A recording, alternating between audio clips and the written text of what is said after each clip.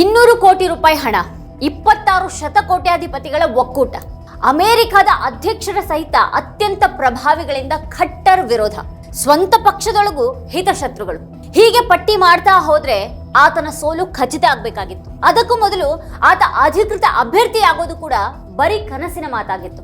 ಆದ್ರೆ ಅಸಾಧ್ಯವಾದುದನ್ನ ಸಾಧ್ಯವಾಗಿಸ್ಬಿಟ್ಟ. ಇಡೀ ಅಮೆರಿಕ ಮಾತ್ರ ಅಲ್ಲ, ಇಡೀ ಜಗತ್ತೇ ನಿಬ್ಬೆರಗಾಗುವಂತಹ ಇತಿಹಾಸವನ್ನ ರಚಿಸ್ಬಿಟ್ಟ. ಕೇವಲ 34 ವರ್ಷದ ಡೆಮಾಕ್ರೆಟಿಕ್ ಸಮಾಜವಾದಿ ಯುವಕ ಜಹರಾನ್ ಮಮ್ದಾನಿ ಜಗತ್ತಿನ ಅತ್ಯಂತ ಸಿರಿವಂತ ನಗರ ನ್ಯೂಯಾರ್ಕ್ ನಗರದ ಮೇಯರ್ ಆಗಿದ್ದು ಹೇಗೆ? ಡೊನಾಲ್ಡ್ ಟ್ರಂಪ್ ಆತನನ್ನ ಮಾರ್ಕ್ಸ್ವಾದಿ ಹುಚ್ಚು ಅಂತ ಜರೆದಿದ್ರು. Members of Congress and even former presidents have been openly embracing vile creeds such as socialism, Marxism, and straight-up communism. In New York, they're trying to elect a communist, Zohran Mamdani, the guy who wants to defund the police, take over the stores and run the stores, and have the people hand out goods. And when everything falls apart, it always does. It always works that way. It never has worked any other way. Anarchy and dictatorships prevail. This guy is a communist at the highest level, and he wants to destroy New York. I love New York. And 9/11 ಉಗ್ರರ ದಾಳಿಯ cartoon ಅನ್ನ ಬಳಸಿ ಆತನನ್ನ ನಿಂದಿಸಲಾಯಿತು. ಈ Islamophobia, ದ್ವೇಷ, ಹಣಬಲ, ರಾಜಕೀಯ ಪ್ರಭಾವ ಎಲ್ಲವನ್ನು ಮೀರಿ ಜಹರಾನ್ ಗೆದ್ದ ಹಿಂದಿನ ರಹಸ್ಯ ಏನು? ನೇತನ್ಯಾಹು ನ್ಯೂಯಾರ್ಕ್ ಬಂದ್ರೆ ಅರೆಸ್ಟ್ ಮಾಡ್ತೀನಿ ಅಂತ ಬಹಿರಂಗವಾಗಿ ಘೋಷಿಸಿದಂತಹ ಜಹರಾನ್ ಜಗತ್ತಿನ ಅತಿ ಹೆಚ್ಚು ಯಹೂದಿ ಜನಸಂಖ್ಯೆ ಇರುವಂತಹ ನಗರದಲ್ಲಿ ಅಭೂತಪೂರ್ವ ಗೆಲುವನ್ನ ಸಾಧಿಸಿದ ಹೇಗೆ?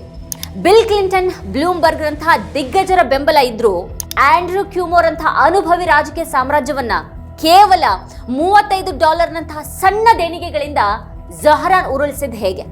ಉಚಿತ ಬಸ್, ಉಚಿತ ಶಿಶುಪಾಲನೆ, ಬಾಡಿಗೆ ಸ್ಥಗಿತ, ರೋಟಿ ಕಪಡ ಮಕಾನ್ ಗ್ಯಾರಂಟಿಗಳು ಅಮೆರಿಕದಂತಹ ಬಂಡವಾಳಶಾಹಿ ದೇಶದ ಅತ್ಯಂತ ವಿಲಾಸಿ ನಗರದಲ್ಲೇನೆ ಗೆಲ್ಲೋದಿಕ್ ಸಾಧ್ಯವಾಗಿದ್ದು ಹೇಗೆ?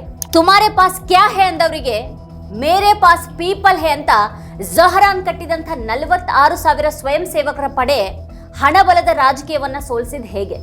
ಜಹರಾನ್ ಮಮ್ದಾನಿಯ ಈ ಗೆಲುವು ಭಾರತದ ವಿರೋಧ ಪಕ್ಷಗಳಿಗೆ ನೀಡ್ತಾ ಇರುವಂತಹ ಸ್ಪಷ್ಟ ಸಂದೇಶ ಏನು? ಜಹರಾನ್ ಮಮ್ದಾನಿ ಅಸಾಧ್ಯವನ್ನು ಸಾಧ್ಯವಾಗಿಸಿದಂಥ ಯುವ ನಾಯಕ. ಅಮೆರಿಕ ಮತ್ತೆ ಇಡೀ ಜಗತ್ತಿಗೆ ಜಹರಾನ್ ಮಮ್ದಾನಿಯ ಈ ಗೆಲುವು ಯಾಕೆ ಇಷ್ಟು ವಿಶೇಷ? ನ್ಯೂಯಾರ್ಕ್ ನಗರದ ಮೇಯರ್ ಆಗಿ ಜಹರಾನ್ ಮಮ್ದಾನಿ ಅವರ ಆಯ್ಕೆ ಕೇವಲ ಒಂದು ಚುನಾವಣಾ ಫಲಿತಾಂಶ ಅಲ್ಲ. ಇದು ಅಮೆರಿಕದ ಮತ್ತೆ ಬಹುಶಃ ಇಡೀ ಜಗತ್ತಿನ ರಾಜಕೀಯದ ಇತಿಹಾಸದಲ್ಲಿ ಒಂದು ಹೊಸ ಅಧ್ಯಾಯದ ಆರಂಭ. ಇದು ಒಂದಿಷ್ಟು ಹಿಂಜರಿಕೆ ಇಲ್ಲದೇನೆ ನಾನು ಡೆಮಾಕ್ರೆಟಿಕ್ ಸಮಾಜವಾದಿ ಅಂತ ಘೋಷಿಸಿಕೊಂಡ ಕೇವಲ 34 ವರ್ಷದ ಭಾರತೀಯ ಉಗಾಂಡ ಮೂಲದ ಮುಸ್ಲಿಂ ಯುವಕನೊಬ್ಬ ಜಗತ್ತಿನ ಅತ್ಯಂತ ಶ್ರೀಮಂತ ಮತ್ತೆ ಶಕ್ತಿಶಾಲಿ ನಗರದ ಚುಕ್ಕಾಣಿ ಹಿಡಿಯೋದು ಅಸಾಮಾನ್ಯದಲ್ಲೇನೆ ಅಸಾಮಾನ್ಯ ಸಾಧನೆ. ಇದು ಈ ಗೆಲುವು ಇತ್ತೀಚಿನ ಅಮೆರಿಕನ್ ಇತಿಹಾಸದ ಯಾವುದೇ ಚುನಾವಣೆಗಿಂತ ಸಂಪೂರ್ಣವಾಗಿ ಭಿನ್ನವಾಗಿದೆ. ಆ ಎಲ್ಲಾ ಚುನಾವಣೆಗಳಿಗೂ ಜಹರಾನ್ ಮಮ್ದಾನಿ ಗೆದ್ದಂತಹ ಚುನಾವಣೆಗೂ ಹಗಲು ರಾತ್ರಿಯ ವ್ಯತ್ಯಾಸ ಇದೆ. ಇದು ಕೇವಲ ಒಬ್ಬ ವ್ಯಕ್ತಿಯ ಗೆಲುವಲ್ಲ, ಇದು ಒಂದು ಜನಪರ ಸಿದ್ಧಾಂತದ ಗೆಲುವು. ಇದು ಹಣಬಲ, ಅಧಿಕಾರ, ದ್ವೇಷ ಮತ್ತೆ ಪಟ್ಟಭದ್ರ ರಾಜಕೀಯ ವ್ಯವಸ್ಥೆ ವಿರುದ್ಧ ಸಾಮಾನ್ಯ ಜನರ ಒಗ್ಗಟ್ಟಿನ ಧ್ವನಿಯ ಗೆಲುವಿದು. ಜಹರಾನ್ ಮಮ್ದಾನಿ ಹೇಗೆ ಅಸಾಧ್ಯವನ್ನು ಸಾಧ್ಯವಾಗಿಸಿದ್ರು ಅನ್ನೋದನ್ನ ಸ್ವಲ್ಪ ನಾವಿಲ್ಲಿ ವಿಶ್ಲೇಷಿಸೋಣ. ಹಣಬಲದ ವಿರುದ್ಧ ಜನಬಲದ ವಿಜಯ ಇದು. ಜಹರಾನ್ ಗೆಲುವನ್ನ ತಡೆಯೋದಿಕ್ಕೆ ನ್ಯೂಯಾರ್ಕ್ನ ಶತಕೋಟ್ಯಾಧಿಪತಿಗಳು ಅಕ್ಷರಶಃ ಒಂದಾಗಿದ್ರು. ಹೆಜ್ ಫಂಡ್ ದೈತ್ಯ ಬಿಲ್ ಅಕ್ಮನ್, ರೊನಾಲ್ಡ್ ಲಾಡರ್ ಹಾಗೆ ಮಾಜಿ ಮೇಯರ್ ಮೈಕಲ್ ಬ್ಲೂಮ್ಬರ್ಗ್ ಸೇರಿದಂತೆ 26ಕ್ಕೂ ಹೆಚ್ಚು ಬಿಲಿಯನಿಯರ್ಗಳು ಜಹರಾನ್ ವಿರೋಧಿ ಅಭ್ಯರ್ಥಿಗಳಿಗೆ ಮತ್ತೆ ಪ್ರಚಾರ ಗುಂಪುಗಳಿಗೆ $25 ಮಿಲಿಯನ್ ಅಂದ್ರೆ ಸುಮಾರು 200 ಕೋಟಿ ರೂಪಾಯಿಗಿಂತನೂ ಹೆಚ್ಚು ಹಣವನ್ನ ಸುರಿದಿದ್ರು. ಅವ್ರ ಗುರಿ ಒಂದೇ ಆಗಿತ್ತು, ಜಹರಾನ್ ಅನ್ನ ಬಿಟ್ಟು ಬೇರೆ ಯಾರು ಗೆದ್ರೂ ಓಕೆ. ಈ ದೈತ್ಯ ಹಣಬಲದ ಎದುರು ಜಹರಾನ್ ಅವರ ತಂತ್ರ ಬಹಳ ಸರಳವಾಗಿತ್ತು, ಅದು ಜನಬಲ. ಅವರು ಕಾರ್ಪೊರೇಟ್ ದೇಣಿಗೆಗಳನ್ನ ಸಂಪೂರ್ಣವಾಗಿ ತಿರಸ್ಕರಿಸಿದ್ರು. ಅದಕ್ಕೆ ಬದಲಾಗಿ 20,000ಕ್ಕೂ ಹೆಚ್ಚು ಸಾಮಾನ್ಯ ನಾಗರಿಕರಿಂದ ಸರಾಸರಿ ಕೇವಲ $35 ಅಂದ್ರೆ ಸುಮಾರು $3,000 ಹಾಗೇನೆ ಸಣ್ಣ ದೇಣಿಗೆಗಳನ್ನು ಸಂಗ್ರಹಿಸಿದ್ರು. ಇದು ರಾಜಕೀಯದಲ್ಲಿ ಉದ್ಯಮಿಗಳ ಹಣಾನೇ ಎಲ್ಲವನ್ನು ನಿರ್ಧಾರ ಮಾಡುತ್ತೆ ಅನ್ನೋ ಒಂದು ನಂಬಿಕೆಯನ್ನ ಸಂಪೂರ್ಣವಾಗಿ ಅಲುಗಾಡಿಸಿದೆ. ನ್ಯೂಯಾರ್ಕ್ನ ಜನ ಜಹರಾನ್ ಮಮ್ದಾನಿ ಅವರಿಗೆ ದೇಣಿಗೆಯನ್ನು ನೀಡೋದಕ್ಕೆ ಅದೆಷ್ಟು ಆಸಕ್ತಿಯನ್ನು ತೋರಿಸಿದ್ರು ಅಂತ ಅಂದ್ರೆ ಕೊನೆಗೆ ಜಹರಾನ್ ಅವರು ಹಲವಾರು ಬಾರಿ ಸಾಕು ಇನ್ನು ದುಡ್ಡು ಬೇಡ, ನಿಮ್ಮ ಸಹಕಾರ ಮಾತ್ರ ಬೇಕು, ಹಾಗೆ ಪ್ರಚಾರ ಮಾತ್ರ ಬೇಕಾಗಿದೆ ಅಂತ ಅವರೇ ವಿನಂತಿಸಿಕೊಳ್ಬೇಕಾಯ್ತು.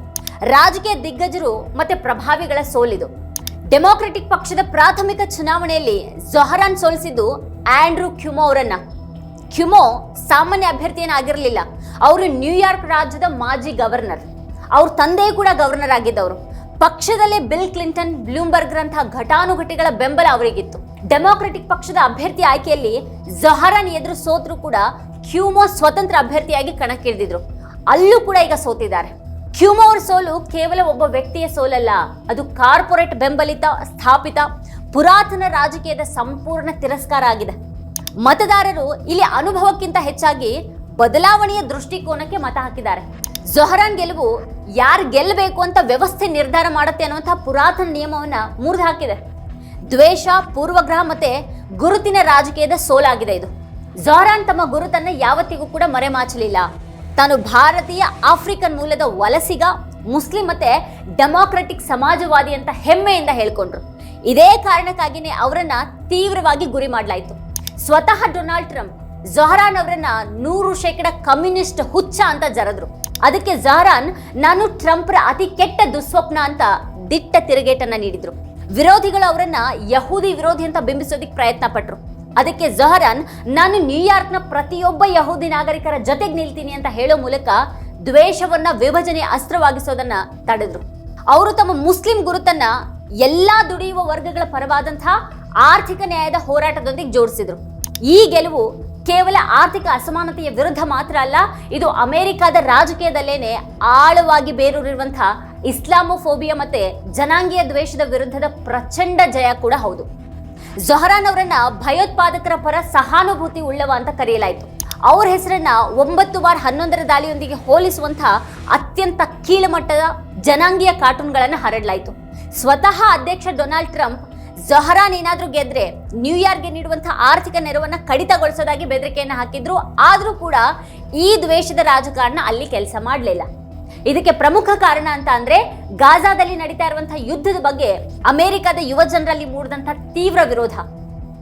ಜೊಹರಾನ್ ನೇತನ್ಯಾಹು ಏನಾದ್ರೂ ನ್ಯೂಯಾರ್ಕಿಗೆ ಬಂದ್ರೆ ನಾನು ಅವನನ್ನ ಅರೆಸ್ಟ್ ಮಾಡ್ತೀನಿ ಅಂತ ಬಹಳ ಧೈರ್ಯದಿಂದ ಘೋಷಿಸಿದ್ರು. ಇಸ್ರೇಲ್ ಅನ್ನ ಹೊರತುಪಡಿಸಿ ಅತಿ ಹೆಚ್ಚು ಯಹೂದಿ ಜನಸಂಖ್ಯೆ ಇರುವಂತಹ ನಗರದಲ್ಲಿ ಈ ನಿಲುವು ತೆಗೆದುಕೊಂಡ್ರು. ಹಾಗೆ ಪ್ರಾಥಮಿಕ ಚುನಾವಣೆಯಲ್ಲಿ ಅವರಿಗೆ ಅತಿ ಹೆಚ್ಚು ಮತಗಳು ಬಂದಿದ್ದೇನೆ ಯಹೂದಿ ನೆರೆಹೊರೆಗಳಿಂದ. ಇದು ದ್ವೇಷದ ವಿರುದ್ಧ ನಿಂತ ಜೇವ್ಸ್ ಫಾರ್ ಮಮ್ದಾನಿ ಹಾಗೂ ಹಿಂದೂಸ್ ಫಾರ್ ಮಮ್ದಾನಿನಂತಹ ಅಭಿಯಾನಗಳ ಮತ್ತೆ ಅಮೆರಿಕನ್ ಜನತೆಯ ಸ್ಪಷ್ಟ ಗೆಲುವಾಗಿದೆ. ಭಾರತೀಯರಿಗೆ ಚಿರಪರಿಚಿತವಾಗಿರುವಂತಹ ರೋಟಿ ಕಪಡ ಮಖಾನ್ ಘೋಷಣೆನೆ ಜೊಹರಾನ್ ಪ್ರಚಾರದ ತಿರುಳಾಗಿತ್ತು. ಅವರು ಅಮೂರ್ತ ವಿಷಯಗಳ ಬದಲು ನ್ಯೂಯಾರ್ಕ್ ಜನರ ದೈನಂದಿನ ಸಮಸ್ಯೆಗಳ ಬಗ್ಗೆ ಮಾತಾಡಿದರು.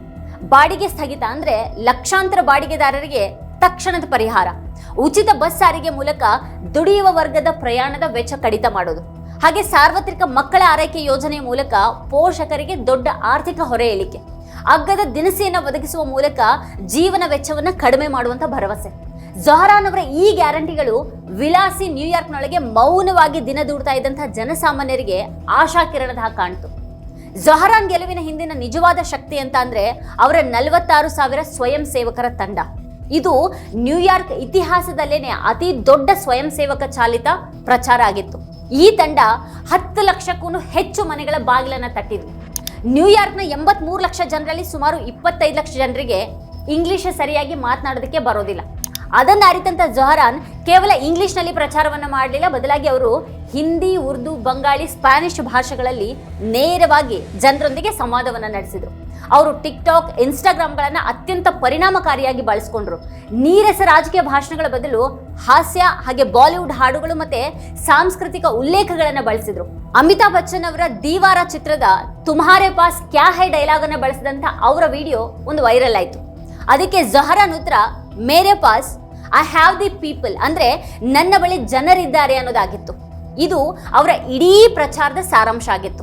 भाइयों और बहनों, इस इलेक्शन में सिर्फ 20 दिन बचे हैं और चॉइस मेरे और एंड्रू कोमो के बीच में है. अगर आप पहली बार इलेक्शन के बारे में जान रहे हैं तो ये है जो एंड्रू कोमो ऑफर कर रहा है. आज मेरे पास बिल्डिंगें हैं, प्रॉपर्टी है, बैंक बैलेंस है, बंगला है, गाड़ी है, क्या है तुम्हारे पास?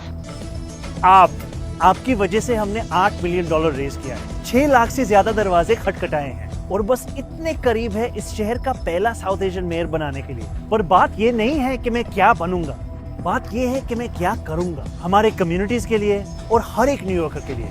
मैं हमारे शहर को अफोर्डेबल बनाऊंगा। न्यूयॉर्कर्स मुश्किल से अफोर्ड कर रहे हैं रोटी, कपड़ा और मकान। मैं ये सब बदलने के लिए लड़ रहा हूँ। ಈ ಗೆಲುವು ಕಾರ್ಪೊರೇಟ್ ಹಣ ಇಲ್ಲದೇನೆ ಕೇವಲ ಜನಪರ ನೀತಿಗಳು ಮತ್ತೆ ತಳಮಟ್ಟದ ಸಂಘಟನೆಯ ಮೂಲಕ ಅಮೆರಿಕಾದಂತಹ ಬಂಡವಾಳಶಾಹಿ ದೇಶದ ಹೃದಯದಲ್ಲೇನೆ ಗೆಲ್ಲಬಹುದು ಅಂತ ಸಾಬೀತುಪಡಿಸಿದ್ರು. ಜಹರಾನ್ ಕೇವಲ ಸ್ಥಳೀಯ ನಾಯಕರಲ್ಲ, ಅವರು ಇಸ್ರೇಲ್ನ ಆಕ್ರಮಣ ನೀತಿಯ ವಿರುದ್ಧ ಪ್ಯಾಲೆಸ್ತೀನ್ ಪರ ಸ್ಪಷ್ಟ ಮತ್ತೆ ದಿಟ್ಟ ನಿಲುವನ್ನು ತಳೆದ್ರು. ಜಾಗತಿಕ ವಿಷಯಗಳ ಬಗ್ಗೆ ಮಾತಾಡೋದು ರಾಜಕೀಯವಾಗಿ ಅಪಾಯಕಾರಿ ಅನ್ನುವಂಥ ಒಂದು ನಂಬಿಕೆಯನ್ನ ಇದು ಸುಳ್ಳು ಮಾಡಿದೆ. ಜಹರಾನ್ ಅವರ ಸ್ಪಷ್ಟ ನಿಲುವು ಕೇವಲ ನ್ಯೂಯಾರ್ಕ್ ಮಾತ್ರ ಸೀಮಿತ ಆಗಿಲ್ಲ. ಇದು ಪ್ಯಾಲೆಸ್ತೀನ್ ವಿಷಯವೂ ಕೂಡ ಜಾಗತಿಕವಾಗಿ, ವಿಶೇಷವಾಗಿ ಪಾಶ್ಚಿಮಾತ್ಯ ದೇಶಗಳ ಚುನಾವಣೆಗಳ ಮೇಲೆ ಬೀರ್ತಾ ಇರುವಂತಹ ಪ್ರಭಾವದ ಭಾಗ ಆಗಿದೆ. ಪ್ಯಾಲೆಸ್ತೀನ್ ಇವತ್ತು ಕೇವಲ ವಿದೇಶಾಂಗ ನೀತಿಯ ವಿಷಯವಾಗಿ ಉಳ್ಕೊಂಡಿಲ್ಲ, ಬದಲಿಗೆ ಸ್ಥಳೀಯ ಚುನಾವಣೆಗಳ ಫಲಿತಾಂಶವನ್ನೇ ನಿರ್ಧಾರ ಮಾಡುವಷ್ಟು ಪ್ರಬಲ ರಾಜಕೀಯ ಪ್ರಶ್ನೆಯಾಗಿ ಬೆಳೆದಿದೆ. ಇತ್ತೀಚಿನ ಯುಕೆ ಚುನಾವಣೆಯಲ್ಲಿ ಲೇಬರ್ ಪಕ್ಷದ ಪ್ಯಾಲೆಸ್ತೀನ್ ನಿಲುವನ್ನು ದುರ್ಬಲ ಅಂತ ವಿರೋಧಿಸಿ ಸ್ಪರ್ಧೆ ಮಾಡಿದಂತಹ 5 ಸ್ವತಂತ್ರ ಅಭ್ಯರ್ಥಿಗಳು ಪಕ್ಷದ ಭದ್ರಕೋಟೆಯಲ್ಲೇನೆ ಗೆಲುವು ಸಾಧಿಸಿದ್ರು. ಅದೇ ರೀತಿ ಐರಿಷ್ ಅಧ್ಯಕ್ಷೀಯ ಚುನಾವಣೆಯಲ್ಲಿ ಇಸ್ರೇಲ್ ಅನ್ನ ಭಯೋತ್ಪಾದಕ ರಾಷ್ಟ್ರ ಅಂತ ಬಹಿರಂಗವಾಗಿ ಕರೆದಂತಹ ಅಭ್ಯರ್ಥಿಯು 60%ಗೂ ಹೆಚ್ಚು ಮತಗಳಿಂದ ಭರ್ಜರಿಯಾಗಿ ಜಯಗಳಿಸಿದ್ರು. ಇದು ಪ್ಯಾಲೆಸ್ತೀನ್ ವಿಷಯವು ಪಾಶ್ಚಿಮಾತ್ಯ ದೇಶಗಳಲ್ಲಿನ ಯುವ ಜನರನ್ನ ಮತ್ತೆ ಸಾರ್ವಜನಿಕ ಅಭಿಪ್ರಾಯವನ್ನ ಮೂಲಭೂತವಾಗಿ ಬದಲಾಯಿಸ್ತಾ ಇದೆ ಅನ್ನೋದಕ್ಕೆ ಒಂದು ಸ್ಪಷ್ಟ ಸಾಕ್ಷಿಯಾಗಿದೆ. ಗುಜರಾತ್ ಹತ್ಯಾಕಾಂಡದಂತಹ ವಿಷಯಗಳ ಬಗ್ಗೆ ಮಾತನಾಡೋದಕ್ಕೆ ಭಾರತದ ವಿರೋಧ ಪಕ್ಷದ ನಾಯಕರು ಹೆದರುವಾಗ ಜಹರಾನ್ ಅಮೆರಿಕಾದಲ್ಲಿ ನಿಂತ್ಕೊಂಡು ಆ ಬಗ್ಗೆ ನಿರ್ಭೀತಿಯಿಂದ ಮಾತಾಡಿ ಗೆದ್ದಿದ್ದಾರೆ. ಇದು ಸೈದ್ಧಾಂತಿಕ ಸ್ಪಷ್ಟತೆ ಮತ್ತೆ ನೈತಿಕ ನಿಲುವುಗಳಿಗೆ ಜನ ಬೆಂಬಲ ಇದೆ ಅನ್ನೋದನ್ನ ತೋರಿಸುತ್ತೆ. My father, his family comes from Gujarat in India, and his family is Muslim. I'm Muslim. And Narendra Modi helped to orchestrate what was a mass slaughter of Muslims in Gujarat, to the extent that we don't even believe there are Gujarati Muslims anymore. And when I tell someone that I am, it's a shock to them that is even the case. And this is someone who we should view in the same manner that we do Benjamin Netanyahu. This is a war criminal. Zahran Mamdani ಅವರ ಗೆಲುವು ಕೇವಲ ನ್ಯೂಯಾರ್ಕ್ನ ಗೆಲುವಲ್ಲ, ಇದು ಜಗತ್ತಿನಾದ್ಯಂತದ ಹಣಬಲ ಮತ್ತೆ ಅಧಿಕಾರದ ರಾಜಕೀಯದಿಂದ ಬೇಸತ್ತು ಹೋಗಿರುವಂತಹ ಕೋಟ್ಯಾಂತರ ಜನರಿಗೆ ಒಂದು ಹೊಸ ಭರವಸೆಯಾಗಿದೆ. ಇದು ಜನಶಕ್ತಿಯ ನಿಜವಾದ ವಿಜಯ. ವೀಕ್ಷಕರ, ಈ ಕುರಿತಾಗಿ ನೀವೇನು ಹೇಳ್ತೀರಿ, ಏನು ಅಭಿಪ್ರಾಯ ಇದೆ ನಿಮಗೆ, ಅದನ್ನು ವಿಡಿಯೋದ ಕೆಳಗಡೆ ಕಮೆಂಟ್ ಮಾಡಿ ನಮಗೆ ತಿಳಿಸಿ. ಇದೇ ಹೊತ್ತಿನ ಸ್ಪೆಷಲ್ ನೋಡ್ತಾ ಇರಿ ವಾರ್ತಾ ಭಾರತಿ. ನೀವಿನ್ನು ವಾರ್ತಾ ಭಾರತಿ ಯೂಟ್ಯೂಬ್ ಚಾನಲನ್ನು ಸಬ್ಸ್ಕ್ರೈಬ್ ಮಾಡಿಲ್ಲ ಅನ್ನೋದಾದರೆ ಈ ಕೂಡಲೇ ಸಬ್ಸ್ಕ್ರೈಬ್ ಮಾಡಿ, ಹಾಗೆ ಪಕ್ಕದಲ್ಲಿರುವಂಥ ಬೆಲ್ ಐಕಾನ್ನ ಪ್ರೆಸ್ ಮಾಡಿ ನಮ್ಮನ್ನು ಪ್ರೋತ್ಸಾಹಿಸಿ.